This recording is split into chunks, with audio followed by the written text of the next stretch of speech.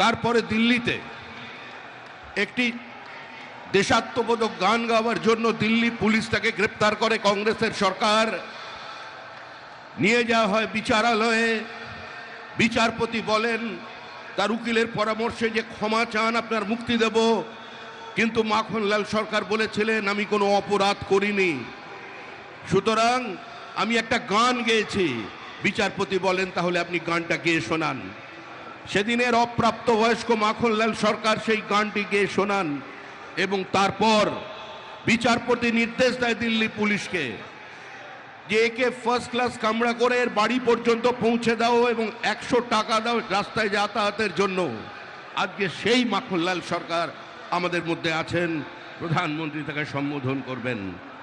माखनलाल सरकार जो श्यामा प्रसाद मुखर्जी की अंतिम यात्रा का उसका साथी रहे हैं, आज हमारा मंच पे उपस्थित है।